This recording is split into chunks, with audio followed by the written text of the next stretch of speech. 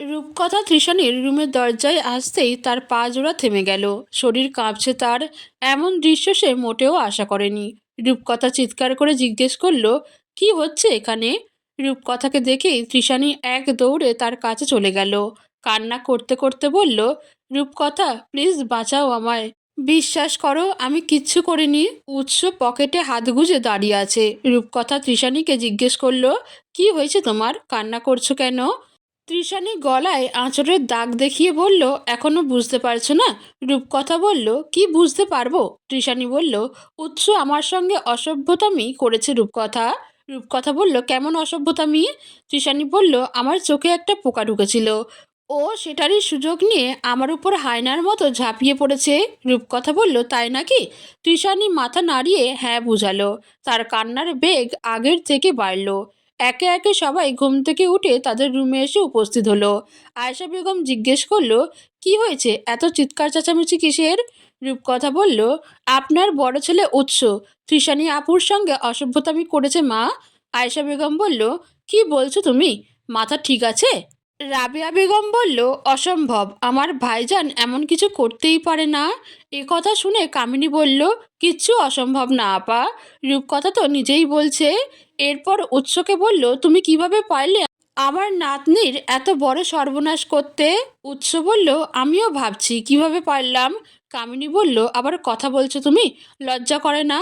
ফারুক সাহেব বলল, দয়া করে থামুন, আপনি আমার ছেলের সঙ্গে এভাবে কথা বলতে পারেন না। কামিনী বলল, এখনও যে পুলিশ ডাকিনি এটাই অনেক। রূপকথা বলল, আপনি প্লিজ পুলিশ ডাকুন, আমি নিজেই নিজের পক্ষে সাক্ষী দিব। তৃষানী কামিনীকে জড়িয়ে ধরে কান্না করতে করতে বলল, গ্র্যান্ডমামি, এখন আমার কি হবে? এই কলঙ্ক নিয়ে কিভাবে বাঁচবো আমি? কামিনী বলল, শান্ত হও তুমি, এর একটা বিহিত আমি করেই ছাড়বো। রাবেয়া বেগম বলল, কিসের বিহিত করবি তুই? কি প্রমাণ আছে তোর কাছে? কামিনী বলল, আপা তুমি কি চোখ থাকতেও অন্ধ? তোমার আরও প্রমাণ লাগবে? তৃষানীর গলার ঘাড়ের অবস্থা দেখছো তুমি? রাবেয়া বলল, এতে কি প্রমাণ হয়? রূপকথা বলল, এতে অনেক কিছুই প্রমাণ হয় নানি। শুধু ছোট নানি আর তৃষানী আপু না, আমিও এর একটা বিহিত চাই। এমন চরিত্রহীনের সঙ্গে আমি একই বাসায় কিছুতেই থাকবো না। উৎস অবিশ্বাস্য চোখে রূপকথার দিকে তাকালো। নিজের কানকেই বিশ্বাস করতে পারছে না উৎস। সে ভেবেছিল সবাই তাকে ভুল বুঝলেও রূপকথা অন্তত তার পাশে থাকবে, তাকে ভুল বুঝবে না। কিন্তু রূপকথার তার ধারণাকে ভুল প্রমাণ করে দিল। এমনটা তো সে আশা করেনি। ফারুক সাহেব রূপকথাকে বলল, কি বলছো, মাথা ঠিক আছে তোমার? রূপকথা বলল, জি একদম ঠিক আছে। এখন বলুন, আপনারা এর বিচার করবেন নাকি আমিই করব? আয়েশা বেগম রূপকথাকে বলল, শান্ত হও মা, সবসময় চোখের দেখা সত্য হয় না। তুমি তো উৎসকে চেনো, তোমার কি মনে হয় ও এমন কিছু করতে পারে? কামিনী সবার উদ্দেশ্যে বলল, আমার তৃষানি উৎসকে বিয়ে করতে চেয়েছিল, কিন্তু উৎস বিয়ে করতে রাজি হয়নি। তাহলে এসব করার মানে কি? রাবেয়া বেগম বলল, তোর নাতনি বেশি ভালো যে, এই জন্যই বিয়ে করতে রাজি হয়নি। কামিনী তেতে উঠে বলল, আর তোমার নাতি তো মনে হয় খুব ভালো, একদম সৌদি আরবের কোরমা খেজুর। রাবেয়া বলল, তা নয় তো কি? কামিনী বলল, তা তো দেখতেই পারছি। তা বলছি, এত যখন ভালো, তাহলে এত রাতে একটা মেয়ের রুমে কী করছো? আয়েশা বেগম উৎসকে বলল, উৎস বাবা, তুমি চুপ করে আছো কেন? প্লিজ বলো এগুলো সব মিথ্যা। উৎস বলল, আপনি শান্ত আম্মা, আমি বলবো, অবশ্যই বলবো, তবে সবার বলা শেষ হলে তবেই। কামিনী বলল, এত কিছুর পরও তোমার কিছু বলার মুখ আছে? রাবেয়া বলল, কামিনী তুই কিন্তু বেশি বাড়াবাড়ি করছিস। কামিনী বলল, বাড়াবাড়ি তো এখনো কিছুই দেখনি আপা। রাবেয়া বেগম বলল, তোরা দুজন এই বাসায় এসেছিস আমার নাতির সংসারে অশান্তি করানোর জন্য। কামিনী বলল, তোমার যদি তাই মনে হয় তবে তাই। রূপকথা কামিনী আর তৃষানীর জিজ্ঞাসা করলো, এখন আপনারা কি চাচ্ছেন সেটা বলুন। তৃষানী বলল, কিচ্ছু চাই না আমি, কিচ্ছু না। কামিনী বলল, তুমি চুপ করো, কার জন্য এত সাফাই গাইছো? তৃষানী বলল, প্লিজ চুপ করো গ্র্যান্ডমামি, আমি আর সহ্য করতে পারছি না। এরপর উৎসকে বলল, উৎস, তোমাকে তো আমি নিজের থেকেও বেশি ভালোবেসেছিলাম, বলো। ভালোবাসি। উৎস বলল, কি জানি, মনে হয় না। তৃষানি বলল, এটা তুমি বলতে পারলে? আচ্ছা, ভালো যদি নাই বাসি, তাহলে তুমি আমার এত বড় সর্বনাশ করার পরও আমি কেন তোমার হয়েই কথা বলছি? উৎস বলল, সত্যিই কি আমি তোমার সঙ্গে কিছু করেছি? তৃষানি কিছু বলল না। উৎস হেসে বলল, আসলে তুমি নিচে নামতে নামতেই এতটা নেমে গেছো, এতটাই নেমে গেছো যে অন্ধকারে একদম তলিয়ে গেছো। রূপকথা সবার উদ্দেশ্যে বলল, প্লিজ সবাই চুপ করুন। এরপর কামিনীকে জিজ্ঞেস করলো, আপনাকে জিজ্ঞেস করেছিলাম কি চান আপনি? কামিনী বলল, অবশ্যই আমার নাতনির প্রাপ্য সম্মান চাই। রূপকথা জিজ্ঞেস করলো, যেমন? কামিনী উৎসর দিকে তাকিয়ে বলল, উৎসর আমার নাতনিকে বিয়ে করতে হবে। রূপকথা বলল, উনি বিবাহিত জানার পরও এটা বলছেন? আচ্ছা, আমি কোথায় যাব? কামিনী বলল, তুমি বাপের বাড়ি যাবে নাকি এই বাড়ির ঝিগিরি করবে সেটা আমি কিভাবে জানবো? উৎস দাঁতে দাঁত চেপে বলল, লাস্ট বার বলছি, নিজের লিমিট ক্রস করবেন না। কামিনী বলল, লিমিট ক্রসের তো এখনো কিছুই দেখনি, সকাল হোক তারপর দেখবে। এরপর আরও কিছুক্ষণ সবার মধ্যে কথা কাটাকাটি হলো। সবার সব কথা শুনল রূপকথা। এরপর ধীর পায়ে হেঁটে তৃষানির সামনে গিয়ে দাঁড়ালো। এর ক্ষণিক পরই সবাই একটা শব্দ শুনল। শব্দটা ছিল থাপ্পড়ের। রূপকথা তৃষানিকে থাপ্পড় মেরেছে। থাপ্পড়ের শব্দে পুরো পরিবেশ থমথমে হয়ে গেল। রূপকথা তৃষানির চুলের মুঠি ধরে গর্জে উঠে বলল, কি বলছিলি এতক্ষণ? দেখি এবার বলতো। কামিনী তৃষানিকে রূপকথার হাত থেকে ছাড়াতে চাইল, বলল, এই মেয়ে কি করছো কি, ছাড়ো ওকে। রূপকথাকে কামিনী ধাক্কা মেরে ফ্লোরে ফেলে দিল। এরপর চিৎকার দিয়ে বলল, আমার আর তৃষানির মাঝখানে যে আসবে তার কপালে দুঃখ আছে। অনেকক্ষণ ধরে সবার নাটক সহ্য করতেছি, আর সহ্য করতে পারবো না। আমিও একটা মানুষ। কথাটা বলে রূপকথা কান্না করে দিল। উৎস গিয়ে তাকে তৃষানির থেকে ছাড়িয়ে নিজের বুকে জড়িয়ে নিল। বলল, আমি তো কথা বলছিলাম, তুমি আবার এসবে জড়াতে গেলে কেন? রূপকথা উৎসর বুকে ধাক্কা দিয়ে বলল, কেন জড়াবো না? তৃষানি রূপকথার আচরণে অবাক হলো। সে ভেবেছিল রূপকথা তাকে বিশ্বাস করেছে, কিন্তু না, এখন দেখছে ঘটনা সম্পূর্ণ উল্টো। উৎস রূপকথাকে আবারও শক্ত করে বুকে জড়িয়ে নিয়ে বলল, সময় হলে আমিই তো সব প্রমাণ দিতাম। রূপকথা কান্না করতে করতে বলল, তাহলে এতক্ষণে চুপ করেছিলেন কেন? উৎস বলল, আমি আরেকটু দেখতে চেয়েছিলাম তৃষানি ঠিক কতক্ষণ বানিয়ে কথা বলতে পারে। কামিনী বলল, নাটক থামাও তোমাদের, আমাকে পুলিশ ডাকতে বাধ্য করো না। উৎস বলল, ডাকুন পুলিশ। কামিনী বলল, ভেবে বলছো তো? উৎস বলল, অবশ্যই।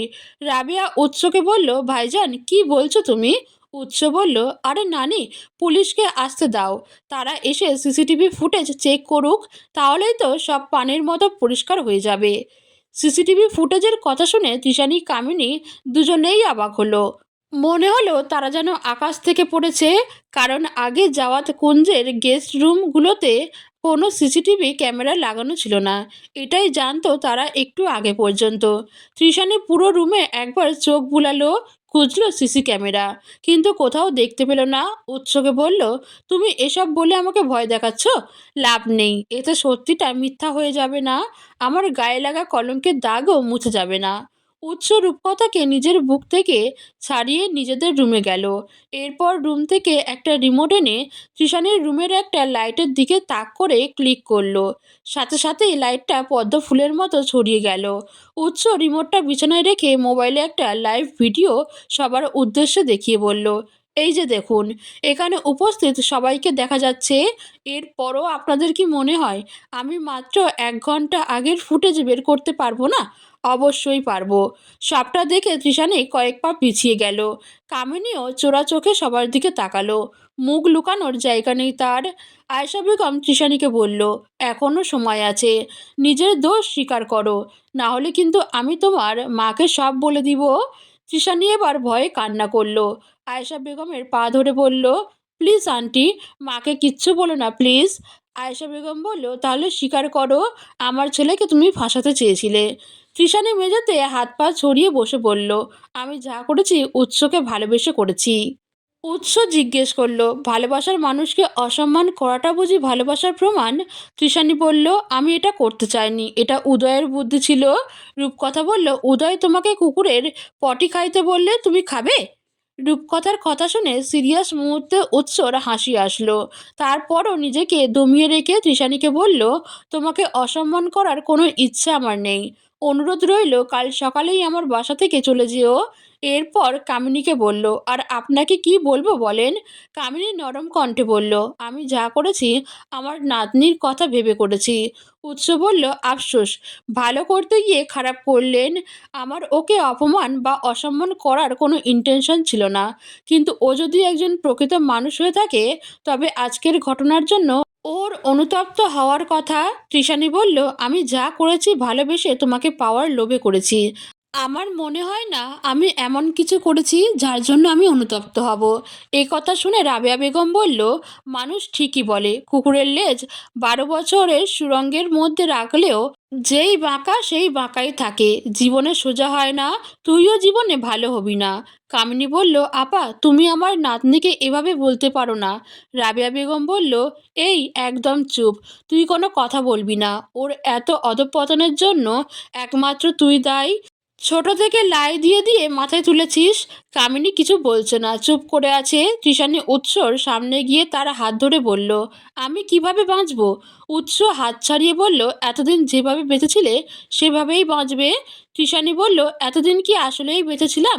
একটু থেমে আবারও বলা শুরু করলো, তুমি বিয়ে করেছো। শোনার পর থেকে একটা রাতও শান্তিতে ঘুমাতে পারিনি। প্রতিটা মুহূর্তে মৃত্যু পথযাত্রীর পথিকের মতো ছটপট করেছি। আমি কিছুতেই মানতে পারছি না অন্য কেউ তোমাকে না চাইতেই পেয়ে গেছে। আমি কিছুতেই মানতে পারছি না আমি তোমাকে পাইনি। তুমি আমাকে না অন্য কাউকে বিয়ে করেছো। পারছি না মানতে, সত্যিই পারছি না। উৎস বলল, বাস্তবতা মেনে নিতে না পারলে তো নিজেই কষ্ট পাবে। তৃষানী বলল, সেই ছোট্টবেলা থেকে তোমায় ভালোবাসি, ভালোবেসে ঘর বাঁধতে চেয়েছি তোমার সাথে। এটা কি আমার অপরাধ? উৎস বলল, অপরাধ নয়, ব্যর্থতা। আমাকে ভুলতে না পারাটাই ব্যর্থতা। তৃষানী জিজ্ঞেস করলো, আমার মধ্যে কিসের কমতি ছিল? উৎস বলল, আমাকে পাওনি মানেই তুমি আমার থেকে ভালো কাউকে ডিজার্ভ করো। তৃষানী বলল, ভালো কাউকে তো চাইনি, আজকের 25টা বছরে শুধুমাত্র তোমাকেই চেয়েছি, শুধু তোমাকেই। রূপকথা বলল, অনেক বলেছো, আর শুনতে চায় না। অন্যের জামাইকে ভালোবাসি ভালোবাসি বলার আগে একটুও মুখে বাঁধছে না। তৃষানী বলল, না বাঁধছে না, কারণ আমি যেটা সত্যি সেটাই বলছি। রূপকথা বলল, বা সত্যি? এই সত্যি আর একবার মুখে উচ্চারণ করলে জিভ টেনে ছিঁড়ে দিব। এখনো চিনোনি আমায়? একটু থেমে আবারও বলল, তোমার মতো দুশ্চরিত্রা মেয়ে আমি আর একটাও দেখিনি। তৃষানী বলল, আমি দুশ্চরিত্রা না। রূপকথা বলল, যে মেয়ে অন্যকে ফাঁসানোর জন্য নিজের গায়ে কলঙ্কের দাগ লেপতেও একটা বার ভাবে না, সে দুশ্চরিত্রা না। তৃষানী বলল, আসলে কাউকে ভালোবেসে নিজের করে পেতে চাওনি তো, তাই আমার কষ্টটা বুঝতে পারছো না। রূপকথা বলল, বুঝতে চাইও না। ফারুক সাহেব সবাইকে থামালো। এরপর কামিনীকে বলল, দেখুন খালাম্মা, যা হয়েছে এরপর আর আপনাদের এই বাড়িতে থাকা মানায় না। প্লিজ কাল সকাল হলেই চলে যাবেন। তৃষানী বলল, চিন্তা করো না, আঙ্কেল চলে যাবে, সারা জীবনের জন্য চলে যাব। রূপকথা বলল, এসব ইমোশনাল ড্রামা করে আর লাভ নেই, ব্যাগ গুছিয়ে নাও। ফারুক সাহেব উৎসকে বলল, উৎস, রূপকথাকে নিয়ে রুমে যাও, অনেক রাত হয়েছে। রূপকথা উৎসকে দেখে একাই সোজা রুমে চলে গেল। রূপকথার পিছন পিছন উৎসও গেল। রূপকথা রুমে এসে সাথে সাথে দরজা লাগিয়ে দিল। উৎস জিজ্ঞেস করলো, কী সমস্যা, দরজা লাগালে কেন? ভেতর থেকে রূপকথা জবাব দিল, আমার ইচ্ছে। উৎস বলল, তোমার ইচ্ছে মানে দরজা খুলো। রূপকথা বলল, আমি দরজা খুলবো না, তাই দরজা ধাক্কাধাক্কি করে লাভ নেই, তার থেকে ভালো তৃষানীর রুমে গিয়ে শুয়ে পড়ুন। উৎস বলল, আজব তো, আমি কি করেছি? রূপকথা বলল, ঘুমাবো আমি, ডিস্টার্ব না করলেই খুশি হব। উৎস বলল, দরজা ভেঙে ফেলি? রূপকথা বলল, আপনার ইচ্ছা। উৎস বলল, আমার রাগ উঠালে কিন্তু এর ফল ভালো হবে না। রূপকথা বলল, কি করবেন? আচ্ছা দেখি কি করতে পারেন। উৎস কিছুক্ষণ চুপচাপ দাঁড়িয়ে রইল, এরপর বলল, হ্যালো সাদিক, বাইরে থেকে কয়েকজন গার্ডকে বাসার ভেতরে পাঠাও, আমার রুমের দরজাটা ভাঙতে হবে। কথাটা শুনেই রূপকথা এক দৌড়ে গিয়ে দরজা খুলে দিল। দরজা খুলতে দেখে উৎস প্যান্টের পকেটে হাত গুজে দাঁড়িয়ে আছে। অন্যদিকে রূপকথা ভেবেছিল উৎস সাদিককে সত্যিই কল দিয়েছে। রূপকথা রেগে বলল, চিটিংবাজি করছেন আমার সঙ্গে? উৎস রুমে প্রবেশ করে বলল, কি করলাম? রূপকথা উৎসর সামনে এসে বলল, কি করেছেন তা আবার জিজ্ঞেস করছেন? উৎস বলল, জানি না, বলেই তো জিজ্ঞেস করছি। রূপকথা বলল, ওকে ফাইন, থাকেন আপনি আপনার রুমে, আমি নানির কাছে চলে যাচ্ছি। কথাটা বলে রূপকথা উল্টো হাঁটা ধরল। উৎস পিছন থেকে রূপকথার এক হাত টেনে নিজের বুকে নিয়ে আসলো তাকে। এরপর রূপকথার কানের কাছের চুলগুলো কানে গুঁজে দিয়ে তার মুখটা উপরে তুলল। রূপকথা একটা বারের জন্য উৎসর দিকে তাকাচ্ছে না, চোখ বন্ধ করে আছে। এভাবে কিছুটা সময় অতিবাহিত হয়ে যাওয়ার পর উৎস রূপকথাকে জিজ্ঞেস করলো, তুমি আমার উপর রেগে আছো কেন? আমি কি করেছি? রূপকথা বলল, আপনি তো যা করার করলেন। উৎস বলল, তা না হয় বুঝলাম, কিন্তু কি করেছি সেটা তো বলো। রূপকথা বলল, পারবো না বলতে, ছাড়ুন আমায়। উৎস বলল, না বললে ছাড়বো না। রূপকথা বলল, চিৎকার করব। উৎস বলল, তোমার যা মন চায় করিও, আগে বলো কি জন্য রেগে আছো। রূপকথা কিছু বলছে না, নিশ্চুপ দাঁড়িয়ে আছে। উৎস এখনও রূপকথার দিকে তাকিয়ে আছে। অনেকটা সময় অতিবাহিত হয়ে যাওয়ার পর রূপকথা কিচ্ছু বলছে না দেখে উৎস তার গাল টেনে বলল, না বললে কিন্তু ছাড়বো না, যতক্ষণ না বলবে ততক্ষণ এভাবে দাঁড়িয়ে থাকবো। রূপকথার চোখে পানি এসে জমা হলো। সে যথাসম্ভব চেষ্টা করেছে উৎসর সামনে চোখের পানি ফেলে নিজেকে দুর্বল প্রমাণ না করার, কিন্তু রূপকথার চোখের পানি কিছুতেই উৎসর চোখ এড়ালো না। উৎস নিজের আঙুল দ্বারা রূপকথার চোখের কোণের পানি মুছে দিল। বলল, শুধু শুধু কাঁদছো কেন? কাঁদার তো আমার কথা। তুমি প্রথমে যে অভিনয়টা দেখালে। রূপকথা বলল, একদম ভালো করেছি। এখন আপনি যদি মনে করে থাকেন সবার সামনে আপনাকে সাপোর্ট করেছি বলে এখানেও সাপোর্ট করব, তাহলে ভুল ভাবছেন। উৎস বলল, সাপোর্ট করতে হবে না, কি জন্য এমন রেগে বোম হয়ে আছো সেটা বলো শুধু। রূপকথা এবার শব্দ করে কেঁদে দিল। বলল, আপনি কেন এত রাতে তৃষানি আপুর রুমে গেলেন? উৎস বলল, কান্নার শব্দ শুনতেই তো গেলাম। রূপকথা বলল, আমায় ডাকা যেত না? উৎস বলল, আমি তো বুঝতে পারিনি এমন কিছু হয়ে যাবে। রূপকথা বলল, তা বুঝতে পারবেন কেন? তৃষানি জড়িয়ে ধরেছিল তো মজা পেয়েছেন। উৎস এবার বুঝল রূপকথা জেলাসি থেকে কান্না করছে। তৃষানি তাকে জড়িয়ে ধরায় রূপকথা কষ্ট পেয়েছে, অভিমান করেছে। যাক, শুনেই খুশিই হলো উৎস। উৎস জিজ্ঞেস করলো, তুমি কি জেলাসি করে কান্না করছো? রূপকথা উৎসকে ছেড়ে বলল, কিসের জেলাসি? উৎস বলল, এই যে তৃষানি আমায় জড়িয়ে ধরেছে। রূপকথা বলল, আমি মোটেও জেলাস না। তৃষানি আপনাকে জড়িয়ে ধরেছে তাতে আমার কি? উৎস বলল, তুমি সত্যিই জেলাস না? রূপকথা বলল, না। উৎস জিজ্ঞেস করলো, তাহলে কান্না করছিলে কেন? রূপকথা একটা ভেবে বলল, বাসার জন্য মন খারাপ করছিল তাই। উৎস বলল, তাহলে চলো কালকে তোমাকে তোমাদের বাসায় দিয়ে আসি। রূপকথা বলল, লাগবে না। উৎস রূপকথার হাত ধরে বলল, তুমি জানো তোমার মা প্রতিদিন আম্মাকে ফোন দিয়ে তোমার খোঁজ খবর নেয়? রূপকথা বলল, এসব তো আমার জানার দরকার নেই। উৎস বলল, আমরা সবাই দুনিয়াতে এসেছি খালি হাতে, যাবও খালি হাতে। এত ইগো, রাগ, অভিমান পুষে রেখে লাভ আছে? এসব নিয়ে কবরে যেতে পারবে? রূপকথা কিচ্ছু বলছে না। উৎস বলল, তুমি এখনো তোমার মা বাবার উপর রাগ করে আছো? মানে আমাকে তুমি স্বামী হিসেবে এখনো মন থেকে মেনে নিতে পারোনি? রূপকথা বলল, এমনিই মাথা গরম আছে, তার সাথে এসব আজেবাজে কথা বলবেন না। উৎস বলল, যা সত্যি তাই তো বললাম। রূপকথা বলল, কোনটা সত্যি কি ঠিক বুঝতে পারিনি। উৎস বলল, বাদ দাও, ঘুমাও, অনেক রাত হয়েছে। রূপকথা কিচ্ছু না বলে বিছানায় গিয়ে এক পাশ হয়ে শুয়ে পড়ল। উৎস রুমের লাইট নিভিয়ে ব্যালকনির দোলনায় গিয়ে বসলো। সময়টা নভেম্বরের শেষের দিকে হওয়াতে প্রকৃতিতে বেশ অনেকটাই শীতের আঁচ অনুভব করা যাচ্ছে। বাইরে কুয়াশাও ভীষণ পড়েছে। উৎস দোলনায় বসে ব্যস্ত নগরের দিকে তাকিয়ে রইল কিছুক্ষণ। দেখলো একের পর এক গাড়ি ছুটে যাচ্ছে তার নিজ গন্তব্যে। অনেকটা সময় শুয়ে থাকার পরও রূপকথার ঘুম আসছে না। পাশে উৎস নেই দেখে উঠে বসলো। এরপর ব্যালকনিতে গিয়ে দেখে উৎস সেখানে বসে আছে। রূপকথা ব্যালকনির দরজায় দাঁড়িয়ে জিজ্ঞেস করলো, কি ব্যাপার, ঘুমাবেন না? উৎস বলল, তুমি ঘুমাচ্ছ না? রূপকথা বলল, ঘুম আসছে না। সারা দিনই তো ঘুমাই ঘুমাই বলে আপনি আমার ঘুমে নজর লাগাই দিচ্ছেন। উৎস বলল, উফ, যত সব ফাউল কথা। রূপকথা বলল, আমি বললে তো ফাউল কথাই লাগবে। তৃষানি বললে না মধুর মতো লাগতো। উৎস বলল, কথায় কথায় শুধু তৃষানি তৃষানি আর তৃষানি, ও ছাড়া অন্য কোনো টপিক নাই? রূপকথা বলল, হ্যাঁ আছে তো। আমার মাথা আর আপনার মুন্ডু। উৎস বলল, গল্প করব। এসো এখানে ঠান্ডার মধ্যে একটু বসো, আমার মাথাটাও একটু ঠান্ডা হবে। রূপকথা বলল, পুরো দোলনা জুড়ে আপনি বসে আছেন, আমি কি আপনার মাথার উপর বসবো? উৎস একটু চেপে বসে রূপকথাকে জায়গা করে দিল। বলল, এবার বসো। রূপকথা গিয়ে উৎসর পাশে বসলো। বলল, এখানে তো প্রচুর ঠান্ডা। উৎস বলল, নভেম্বর মাস প্রায় শেষের দিকে, ঠান্ডা তো একটু লাগবেই। রূপকথা বলল, কি বলেন আসলেই? উৎস বলল, হুম। রূপকথা বলল, জানেন, ডিসেম্বর মাসটা আমার খুব প্রিয়। উৎস কৌতূহলী হয়ে জিজ্ঞেস করলো, এত প্রিয় হওয়ার কারণ কি? রূপকথা বলল, কারণ ডিসেম্বরের 28 তারিখ আমার জন্মদিন। প্রতি বছর আমার ডিসেম্বর মাসটা ভীষণ ভালো কাটে, সারা মাস জুড়ে সবার এটা ওটা প্রচুর গিফট পাই। উৎস বলল, তাই নাকি? রূপকথা বলল, হুম। উৎস বলল, তোমার আগের বান্ধবীদের সঙ্গে কোনো যোগাযোগ নেই তোমার? রূপকথা মন খারাপ করে বলল, না, এতদিনে হয়তো ওরা আমায় ভুলেই গেছে। উৎস বলল, ভোলেনি। তুমি যেমন নানা কারণে খোঁজ নিতে পারোনি, ওরাও হয়তো পারেনি। রূপকথা বলল, হতে পারে।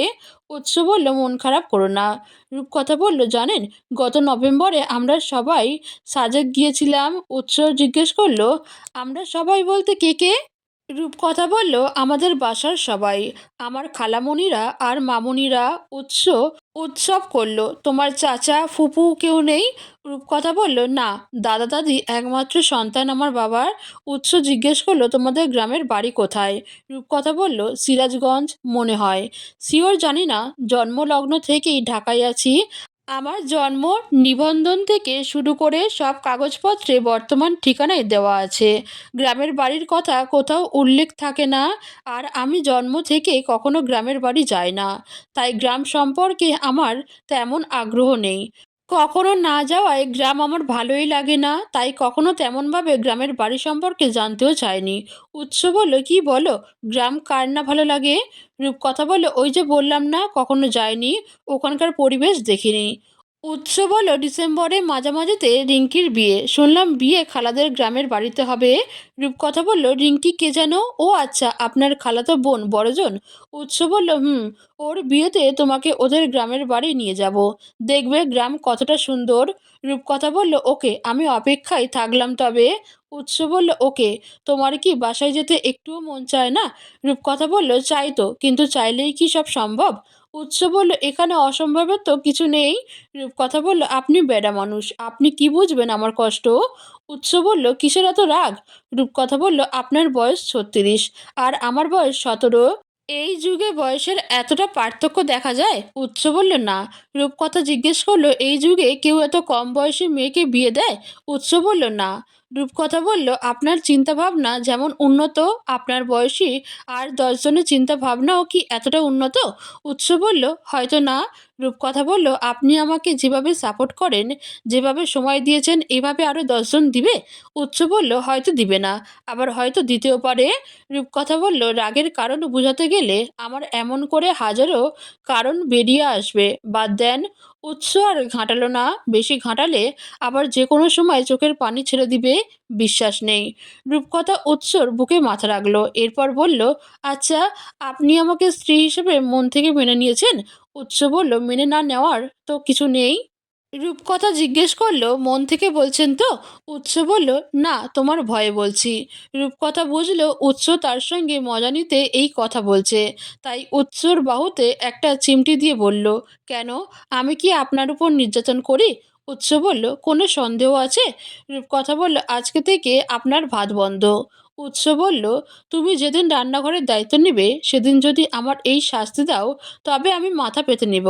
রূপকথা বলল, আপনাকে শাস্তি দেওয়ার জন্য হলেও আমি রান্নাবান্না শিখব। উৎস বলল, আগে বড় হও। রূপকথা বলল, বিয়ে হয়ে গেছে, আর কত বড় হব? উৎস বলল, কমপক্ষে 20 বছর হোক। রূপকথা বলল, হয়েছে, আমাকে বুড়ি হয়ে যেতে হবে। উৎস বলল, 20 বছরে কেউ বুড়ি হয়? রূপকথা বলল, ওমা, আপনি জানেন না, নারীরা 20তেই বুড়ি। উৎস বলল, তোমার শাশুড়ি মাকে দেখো, 55 বছর হয়ে গেছে, এখনও কত পরিপাটি।